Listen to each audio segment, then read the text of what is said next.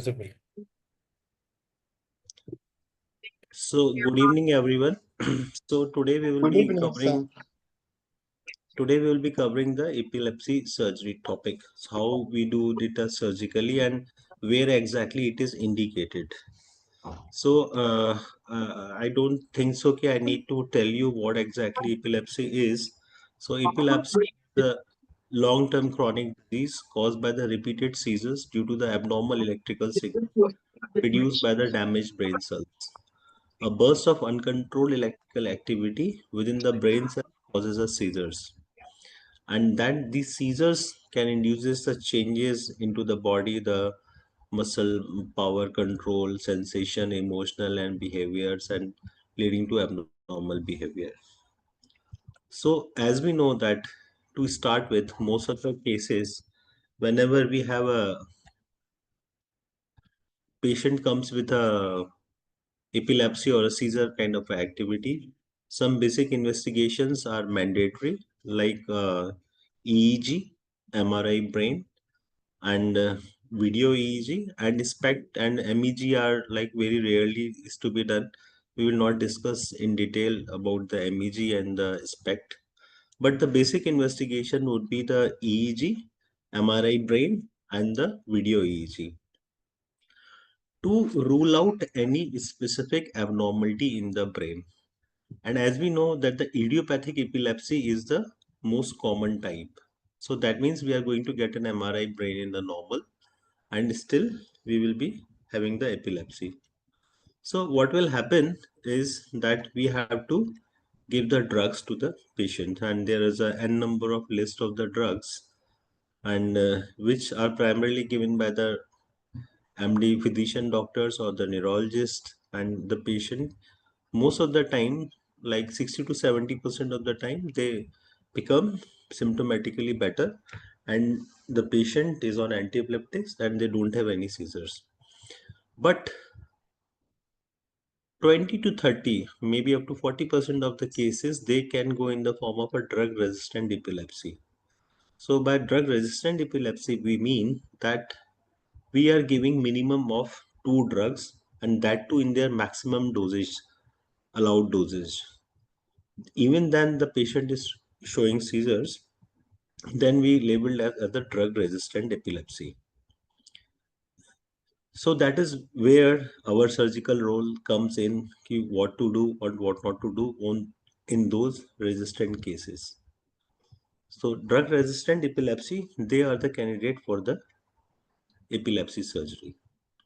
Now there are certain triggers for the epilepsy. Before labeling them that they are drug-resistant, we have to exclude that every trigger factor has been removed, like stress, lack of sleep, alcohol use, hormone changes, illness, fever, flashing of light, physical exertions, dehydration. So once we have excluded and corrected everything, even then the patient is having seizures, then we will consider as it to be a drug-resistant epilepsy. Dr. Dinesh, we have one or two friends speaker. If we can just pause for a while. Mr. Vinga, can you please confirm if there are French speakers and if they need translation? Okay. Bonjour. Bonjour. Oh. Yes, give me Yeah, one I second. learned French for some time, maybe for a few days. Donc, bonjour, chers spécialistes. Est-ce qu'il y a parmi vous, ou bien dans notre audience, donc des gens qui sont francophones? S'il y a des francophones, s'il vous plaît, veuillez vous signaler. Je vais prendre la traduction au fur et à mesure que le docteur avance. Sinon, nous allons donc laisser le docteur continuer pour l'audience anglophone. Est-ce qu'il y a des docteurs ici, s'ils sont francophones, de République démocratique du Congo? Si oui, vous pouvez peut-être vous signaler. Hein. I am not having any response so far. Can you check with once? I think he messaged in chat. Doctor, Yeah, do you understand? doctor? Yeah, please. Can you translate the question, please? No. The question is already in French. I mean in English, sorry. Okay. So there is a question related to What? medical thing. It was around French translator. So that's why I asked if he can understand English, or do we need to use Mr. Vinga to translate? I'm not able to see the question. Where exactly it would be? In the chat box. The chat box, doctor, but then it's not. Doctor. Hello, I think please. there is no. The previous sections were having the French translated. That's why I supposed to do that. All I right, can doctor. hear them. Okay, you Yeah. can hear. Can you ask Yeah. Venga to directly question me? Like, it will be good if we. Acha, yeah, I can see Uh, the chat box. Okay. so, Dr. Dinao, est-ce que vous pouvez parler, enfin, vous comprenez anglais ou bien vous avez besoin de traduction? Sorry, Doctor, I can hear English. You were translating the for French speaker. yeah. That's why I just asked that question. If there All is right, all no, right. yeah, we can continue. Yeah, we were expecting them, but let's see. If they have not joined, then no need to translate. Doctor can All right. continue. I think they have not All joined right. yet. Thank you so much. Doctor, over to you. Okay. Okay. So, so then the question comes how to investigate. As I told you, EEG is simply when you put the electrodes on the scalp and it gives us the recording. So it gives us the electrical activity of the brain. So it tells us where exactly the discharge is coming from. So we divide this whole into the frontal, occipital, temporal, and parietal lobe, and then right and left, and then where the seizures are originating, we trace the recordings. Okay, and then at times it is key. We are not really sure when exactly the because EEG is just a 5 or 15 minutes job. So the seizures can come anytime, maybe in say 2-3 days it can come. So what we do is we keep the patient in monitoring, the video EEG. That means when the seizure is having, at that time we want to have the recording of the EEG. So that video EEG is an institutional thing. We admit the patient, we observe him for 24 to 48 hours, and if and we see both the patient activity as well as the electrical activity simultaneously, because it exactly gives whenever the patient is having seizure at that what time what exactly is happening into the brain. So then MRI. So the if we go with all these investigation modalities and we keep the patient on the medical management, and if they are showing refractory, then we go for the surgery. Now the surgery is mainly of three types. Doctor, can tell them that how can they decide with whatever limited test or diagnosis is available there on how to refer them to either you or a neurologist? Because I think that would be a tricky question, right? So the MRI, once we label it as the MRI to be normal, then I Okay. will request you to continue with the standard anti-epileptic drugs. So that is the levetiracetam and this phenytoin and this Ancorate. So the standard drugs, and you must all be using according to the patient body weight. And then if the MRI is showing some abnormality like mesial temporal lobe sclerosis, like the medial part of the temporal lobe, it is sclerosed. And classically, if we see the MRI, then there is a more than 10% difference in the volume of the temporal lobe of right and the left side. If the difference of temporal lobe is more than 10%, then it is considered as the medial temporal lobe sclerosis. And that is a kind of a scar for that patient, and the epilepsy is generated from that area. And until unless we remove that area, we see that frequently the patients are having the seizures from the this medial temporal lobe sclerosis. Beside this, neurocystic psychosis or some lesion like brain tumor, particularly if it is close to the motor cortex, and if particularly a follow-up case of head injury with a contusion or with a depressed fracture bone or sharp object irritating the cortex, and it has eroded. And at times we have seen that any head injury, who had a healing and there is a scar into it. All those cases can be a source of cortical irritation, and that can lead to the seizures. So if the MRI is absolutely fine, normal, then I will request you to manage conservatively, and you can continue with maybe 2 or 3 drugs with a maximal dosage, and most of the time the patient will respond very well. But even after 2 or 3 drugs, the patient is not as responding and having seizures. That is the time where you need to refer to us.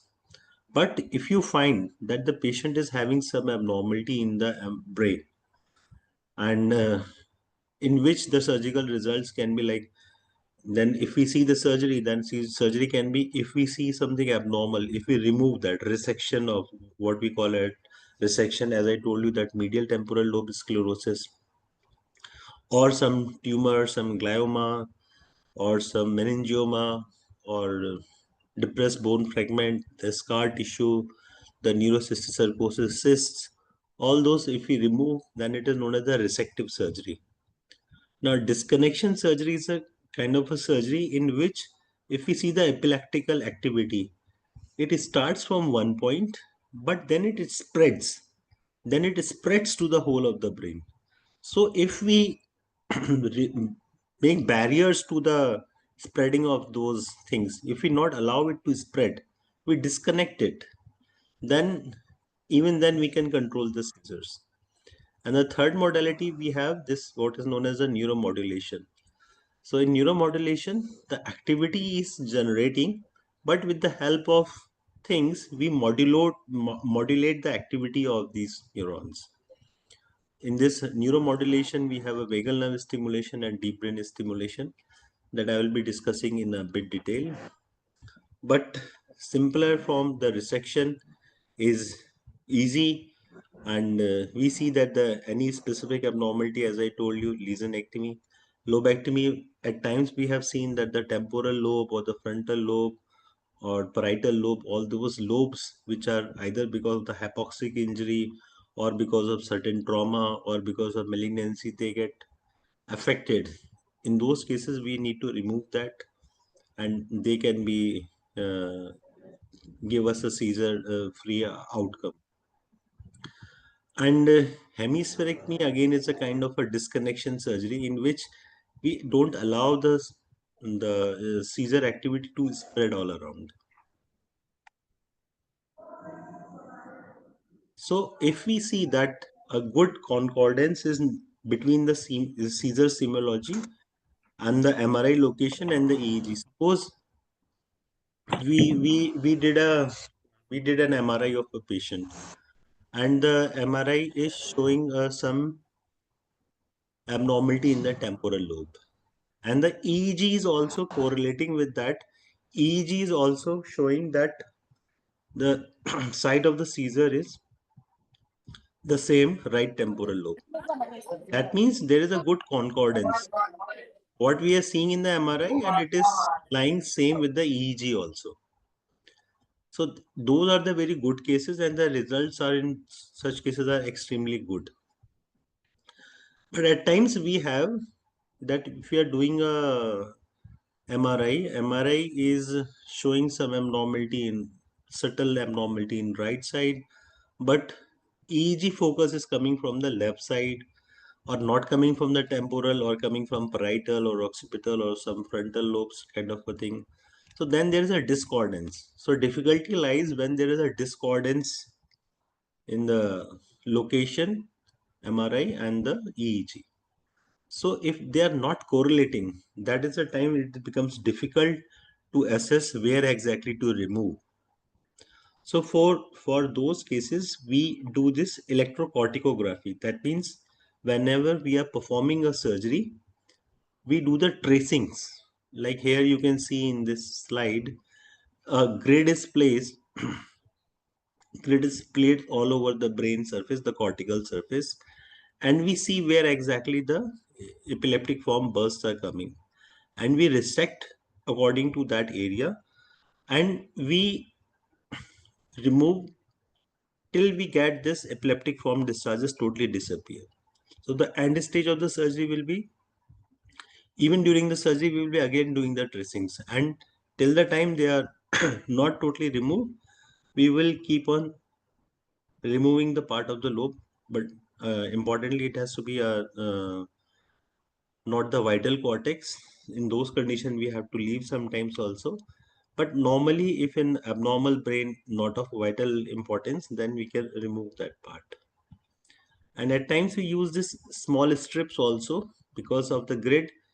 Some smaller strip, you can see the grid is a bigger one and the strips are the smaller one, and they go into the depth, whatever the area we have exposed. So if we feel that even that the seizures are going beyond that, then we may have to extend our craniotomy and we have to remove it. So as I told you, this mesial temporal sclerosis is quite common, and here we pre-decide our resection part, that we have to going to remove this much of the temporal lobe.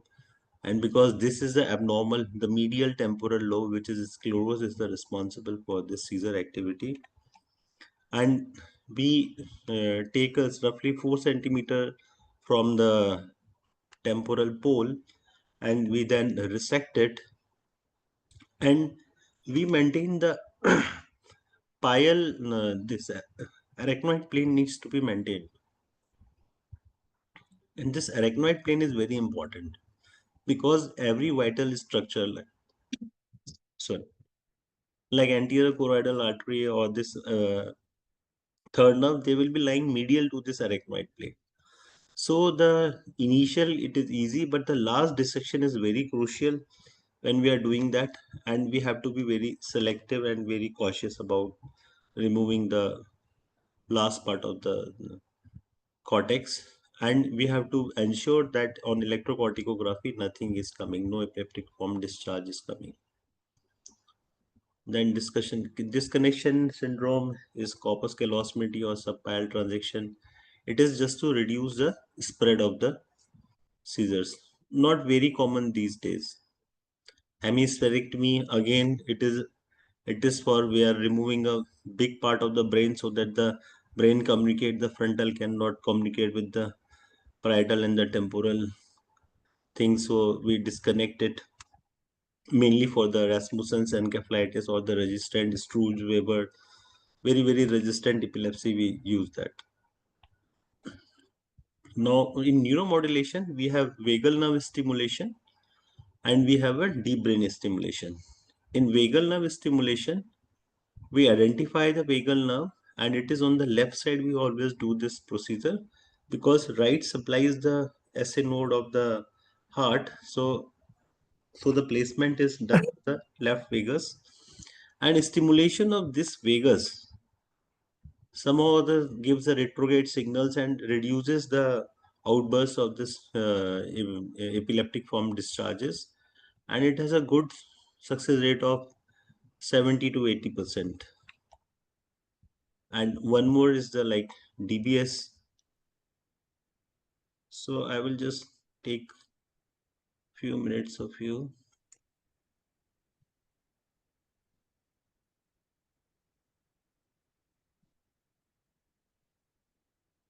So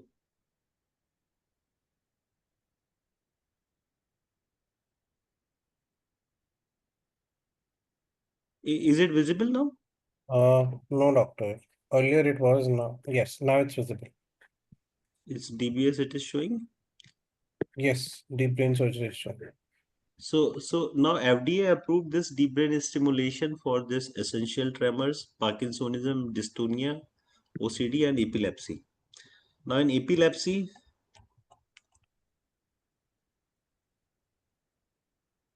now deep brain stimulation is a placement of the very thin wires. We place it onto the thalamic nuclei, and which they just depolarize so that the nerves cannot be generated. So I'm not going into the details of the procedure, how we do it. I'm just showing you few of the cases. Like this patient was having a, can you see the tremors? Yes, doctor. And so this was a case of this Parkinsonism. And here after the DBS surgery, you can see that his hands are not wavering that much. So here the target was the STN nucleus. Sorry.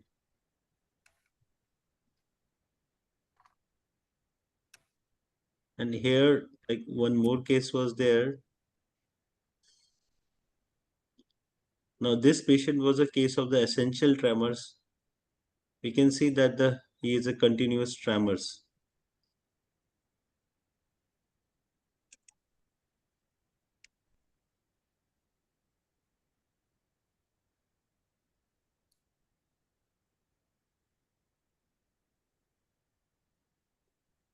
And he was not able to do any drawing kind of a thing. So we have to do the surgery, and then the patient was,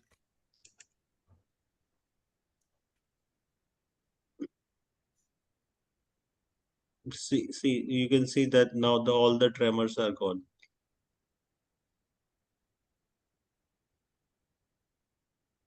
So now I ask him to this draw a circle.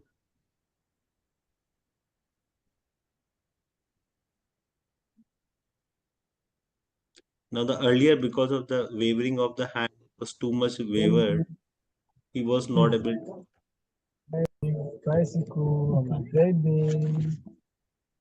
So this DBS surgery also has a good results. The target area is the anterior thalamic nucleus, and once this subthalamic nucleus or this anterior thalamic nucleus and globus pallidus, depending upon the pathology, we activate the different kind of the locations, and the results are excellent. So to conclude, epilepsy surgery, we should try to first manage with the medical management, but if for the resistant cases, like we have vagal nerve stimulation, deep brain stimulation, and the medial temporal sclerosis surgery, MTS surgery is there, and the lesionectomy. And the results are rewarding with 5 to 10% complication rates. And the complication rates will be dependent upon the which site we are operating upon, and how it is going to be. The like infection and bleeding are the most common ones. Beside this, weakness, hemiplegia, all those things, they can happen, and memory and all those issue can happen, but mostly they are in the range of 5 to 10% only. So for refractory cases not responding to any other drugs and the patients are really suffering, then probably we can go ahead with the epilepsy surgery. So that's all from my side. So if you have any questions, you can continue with. Got it. Thank you, doctor. Audiences, African doctors, do we have any question for Dr. Dinesh? I think this is the time for you guys to unmute yourself, or you can just type in your question in your chats. First of all, I just want to know ki, was the message clear to you? Everyone understood the topic or not? That is the most important thing, because in the interaction, the most important thing is to get the message where what exactly we are looking at. Right. Would anyone like to interact with Dr. Dinesh? Or someone wants to know any specific thing, because I didn't cover the neurological part. I just considered the neurosurgical part Yes, because I'm a Yes, surgeon. I have a question. Dr. Isaiah. Yes, Dr. Isaiah, please go ahead. Okay, I really appreciate for the wonderful presentation. What I wanted to know is how do you prevent the complications, the neurological complication resulted from the dissection of part of the brain, if they happen, or how do you prevent them during your The procedure? only thing is just following the basic principle rules, not breaching the arachnoid plane, and trying to use the maximum cases of with the navigation, and be very selective about it, and with the help of the electrocorticography. so that our work is also done and the patient is doesn't having the suffering. Like as I told you, the anatomy is the most important thing. So by surgery, we now understand where exactly the things they can get worsen. Like in the medial temporal lobe, once the hippocampal artery and beyond that comes the anterior choroidal. So if we are not breaching the plane, then is a very high possibility that we will not be causing any complication. But if we breach that medial, like we in the temporal lobe, we have a tentorial notch. If we go medial to tentorial notch, then the vital structures like brainstem and the other supplies coming from that vessels, the third nerve just emerging from the brainstem and it is coming onto that. So the PCOM is coming, the anterior choroidal is just adjacent to that. So just follow the basic rules of the anatomy. Only that is the key. But what happens sometimes the bleeding is so profuse and the surgeon in panic can go beyond that. And once we breach that arachnoid, then it is very difficult to really understand the anatomy, and that is where the complications they do happen. And similarly, the preservation of the labbe, vein of labbe, which is a very important aspect in the temporal lobectomy. So we have to like we should not be going beyond this vein of labbe. We have to be preserve that vein of labbe. We should not be going medial to the tentorium, what is known as a tent. So the medial temporal, so beyond that we should be. The only problem comes with if some tissue left over and if the seizures occur. The only problem with the surgeon is once he's doing the surgery, it has to be like 100% successful. So if some tissue is left, then we are also a bit scared. But if we just follow the principles, basic principles, then complications can be reduced. Thank you so much. What about hemispherectomy after the surgery? How could this patient So can the he or he maximum complications lies in hemispherectomy, like chances of having like we are not going to totally remove the brain, but what we are looking at all these patients, they are like very resistant, and whatever they are already on 4-5 drugs, and even then they are having seizures. The life is really horrible, miserable. In those conditions, we just try to dissect the frontal from the temporal and the parietal and then from the occipital. We have the certain areas when we make the disconnections so that the seizures, even then after doing hemispherectomy, doesn't mean that he is going to be off anti-epileptics. Now with the help of hemispherectomy, what will happen? With the help of the drugs, we may be able to control the seizures.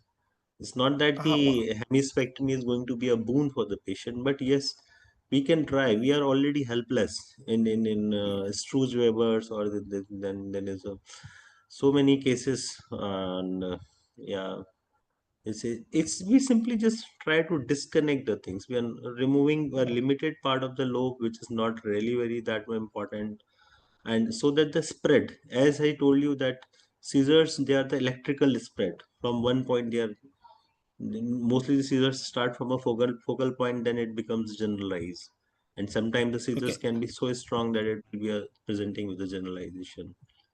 So what about how do you reduce the paralysis with the hemispherectomy on the contralateral side? We don't cut to the corticospinal tracts. We just remains in this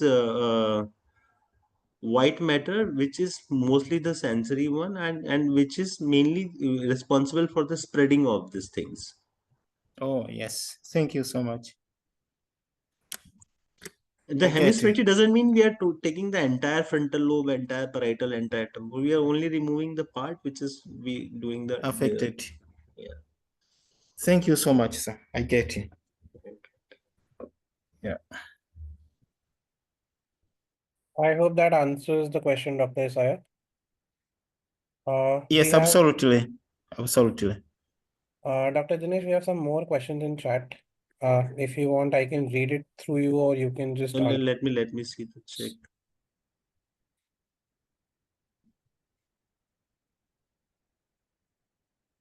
Mostly it is presenting with the French translation, 5 Uh, new messages. Good. Yes. I really appreciate the outcomes and of the epilepsy surgery available in India alone currently. There are two more questions on top of it. Thank you for presentation. What are the possible How much surgeon? complications Because of my treated with the surgery?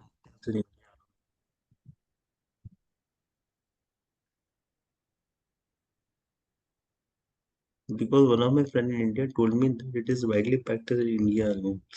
No, it is practiced in all over the world where the neurosciences centers are there. Yeah, but at India it is done at least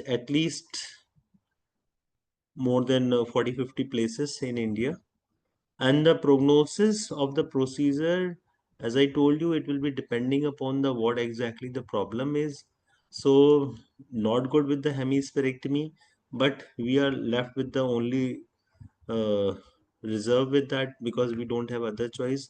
But MTS and other lesionectomy and the vagal nerve stimulation and DBS, the results are good and satisfactory.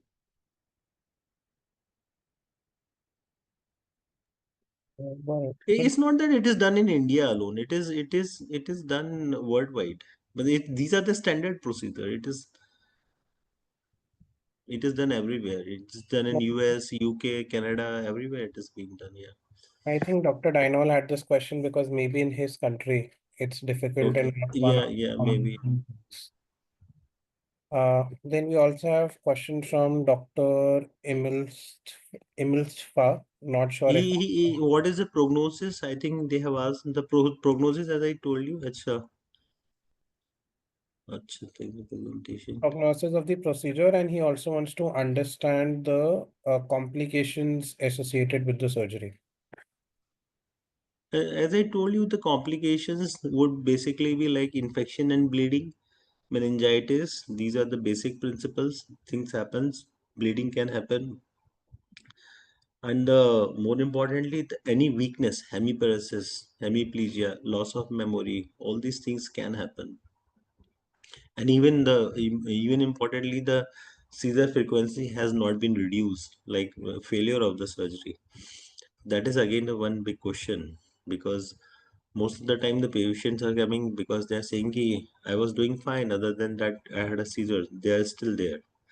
So one of the patient I operated upon, I have to, at that time we didn't have the navigation and we have to take him again back onto the OT and we removed the medial most part, and after that he become better. So all these things can happen. So the one of the important complication is ki not getting the expected results. Yeah, that can happen also in maybe 5% of the cases. Dr. Dinesh, we also have question from Dr. Ornana Paul. I think we missed it. He's thanking you for the presentation. And he's saying which epilepsy case needs surgery if you can help him guide. And he also have a question, can a teenager go for a surgery in case of Yeah, epilepsy? yeah. As I told you, we are first labeling it as to be a drug-resistant epilepsy, and we are seeing the MRI. So it has to be a good coordinates. The EEG should be telling that the source of seizure is right temporal, left temporal, occipital, or whatever it has to be. And the MRI is also showing that the pathology is there. So those are the very good cases. If we are seeing that right temporal lobe is having problem in MRI and the epilepsy surgery, like on the EEG, the focus is coming from this right temporal, then that is the best case scenario where we can go and remove the temporal lobectomy along with the hippocampectomy or the amygdala hippocampectomy. Those are the best cases. In even temporal lobe epilepsy is responsible for 70 to 80% of the cases, and all these cases they are the good responders. Uh, And yes, teenagers, yeah, definitely they can go with the for the surgery. so ba- It's not an issue, but we will try to first go with the medical management. Got it. So as far as I understand, what you're trying to communicate is that firstly, you'll try medicinal management, and then they can go for tests like EEG and MRI. Based EEG and MRI, even then, if we are going for the medical management, we have to do. Got it. First, the patient has diagnosed with an epilepsy. We have to do an EEG and MRI. Got And it. if the MRI is absolutely normal, then there is very less likely that surgery is going to help. Then the only surgery would be the vagal nerve stimulation or the deep brain stimulation. Then the neuron modulation will work, not the lesionectomy or the disconnection. Disconnection at times can, but that is only for the atonic. But it is not done mostly. And for atonic seizures, corpus callosotmy is to be done. Again, it is a kind that it is not allowing to spread onto the other things. But yes, medical management, it has to be done. And if some pathology is there, then it is a chances that the surgery is going to help. Understood. So as far as I understand, being a layman person not related to medical field, that if someone reaches out to me and asks for help, my solution would be get EEG and MRI test done. Yes, yes, Share it with us, and then we'll share it with you, and you can comment if medicine and yes, management yes, is yes, required or surgery is yes, required. yes, yes. Got it. Then we also have another question from Dr. Isai only. What are the recommended anti-epileptic drugs? And you find a normal brain egg and a normal brain MRI, EGG and normal brain MRI.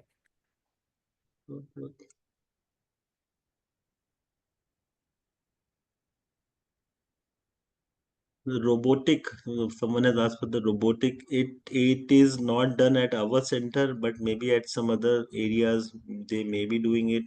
It is not done at our center.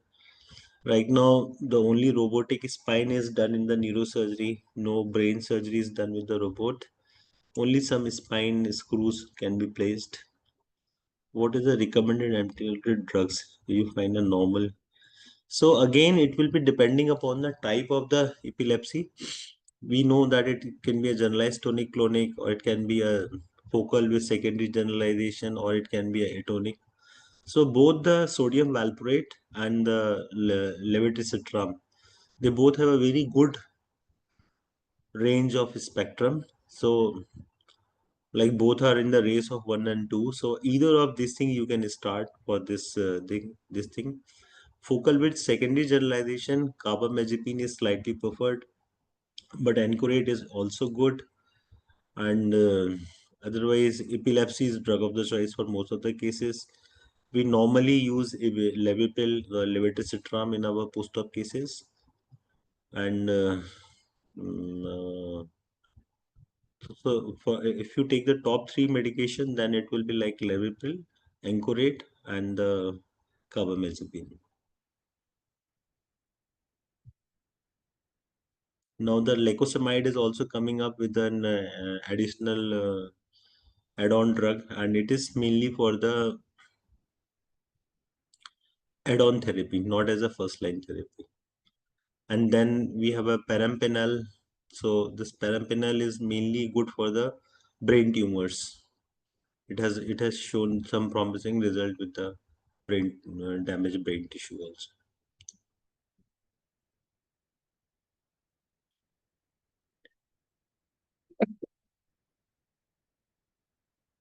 Dr. Isai, you can also unmute and ask your clarifying questions.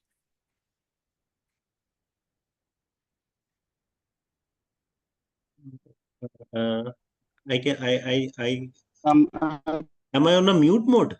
No, doctor, we can hear you, Dr. Dinesh. Okay. what are the post-operative management of this patient?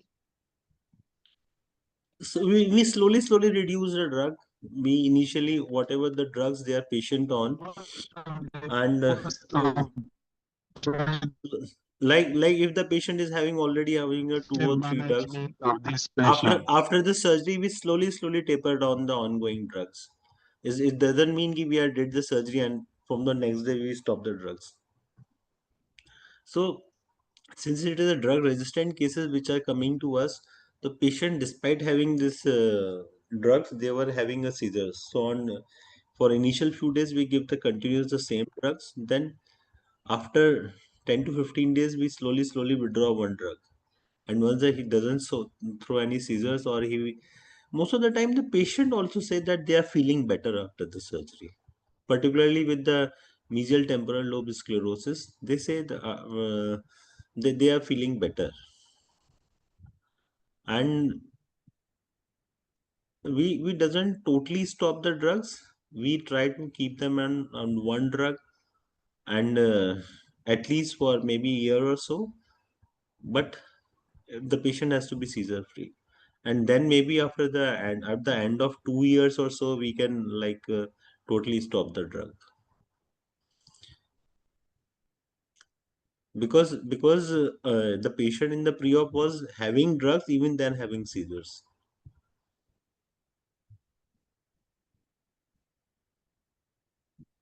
Dr. Dinesh, we have more questions from Dr. Isaiah. He's interested. I'm interested to know. Vagal nerve stimulation, no one understand why, how it helps, but the proposed mechanism is this is a parasympathetic stimulation, so it gives senses back to the brain, and from there the activity reduces. So if we stimulate this vagus, so it gives signals to the brain, and then the electrical activity is reduced. Now the deep brain stimulation, there is a nucleus in the thalamus which is known as the anterior thalamic nucleus, which is known as the ATN. Now this ATN, once we stimulate that, it also reduces the spread of the epileptic activity.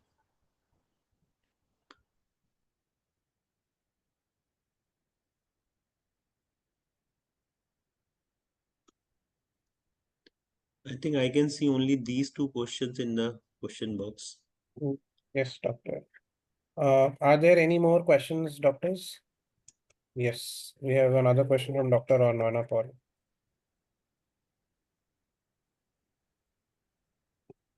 What are the recommendations do you find? So I prefer Anchorate as a drug of choice. As I mentioned earlier, robotic, we are not using it. So I don't think so.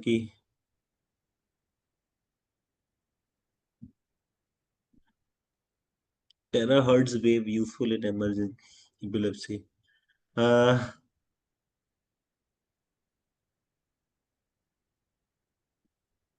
don't know about this terahertz wave, but the thing is ki if you are able to manage the epilepsy, I don't mind. Only if you are not able to manage, then only you need to send it to me. So maybe a terahertz wave, and I will let you know. I will just read about it. Whatever the medical management is possible, please try that. And if the patient is controlled on that, then there is no rush for surgery. And for if we have some abnormality in the brain, then probably I would say yes, please go ahead with the surgery.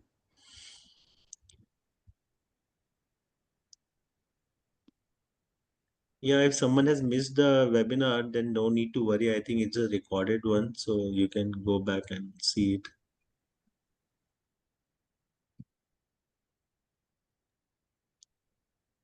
Any other question, doctors, from Dr. Dinesh?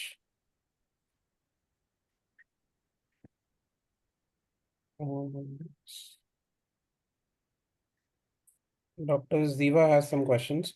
Are there advances in the management where a patient can go seizure-free for the rest of their life? We can try for those. We all are working on those lines. Yeah, we do get successful at sometimes, we may not. Yeah. So I think the medical line is a continuous process, I think. Dr. Ziva, if you're speaking, please speak.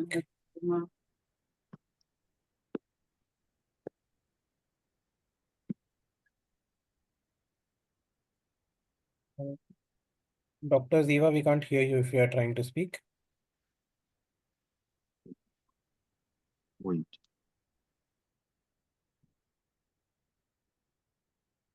So as far as I understand, Dr. Dinesh, the answer to his question is that you guys can try surgery as a Yeah, solution. yes, But yes, if yes. it's permanent or So the not, our goal is that to make them seizure free, but we may or may not be successful. We can just try. Yeah. correct. And usually, based on your experiences in past, what has been the success rate for your surgeries where a patient? I personally feel कि it's a 80 to 90%. 80% we can ensure you that things will go in right direction. At least we will not harm. That is for sure 90 to 95%. 80% we will be able to a desirable result, or at least we will be able to reduce the anti-epileptics whatever the patient is earlier on. We cannot guarantee you that he will be seizure free or anti-epileptic drugs free, but yes, even help of anti-epileptics he's being controlled. We are all working for to improve the quality of life. So whatever the quality of life the patient is spending right now, we can improve that.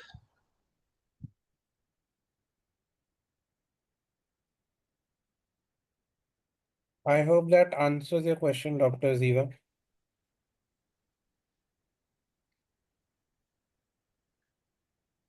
All right. Any other questions? Doctors, this is the right time. Yeah, Yes, please. yeah. I had a little concern about this patient that require a multidisciplinary approach. I'm worried about the post-op management of this patient with regard to rehabilitation Sir, and mostly all these cases are they need a multidisciplinary approach. Neurologist, neurosurgeon, neuropsychiatrist, psychologist. Every person is important in assessing and doing the things. So if some complication happens, then to probably yes, it is a disaster because it can totally decrease the quality of life. But definitely it needs a multidisciplinary approach. And we have a good team of neurology with us. Once they give a green signal to us to go with the surgery, only then we go ahead with the surgery. We so, first discuss our case with the neurologist first, and the neuropsychiatrist and the psychologist. And once they give a green signal ki yes, you can try the surgery in this case, we discuss among ourselves. Only then we go ahead with the surgery. Pardon?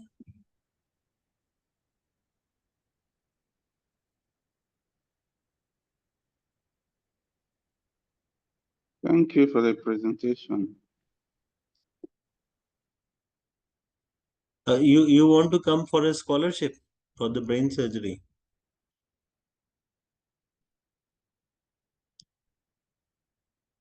Funded scholarship? I don't think so. Funded scholarships are there, but we can request them to have an observership kind of a thing so that you can come and see some brain surgery over here.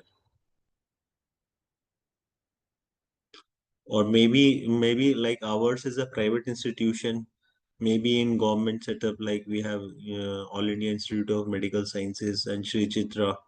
So these are the government colleges. I think you can try for those places, but ours is the private one. So what we can maximum do for you is we can allow you the observership over there.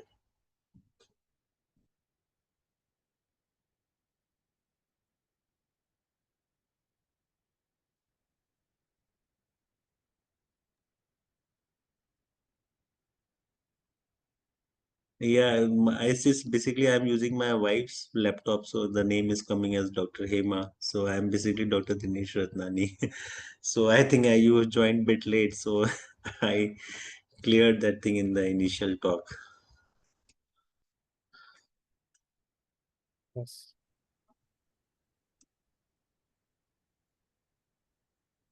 I'm just All right. I'm just sharing my email ID. Dr. Dinesh, we'll be more than happy to connect them with you through hospital channels if they have any questions. So I have shared my email ID and I am sharing my number also.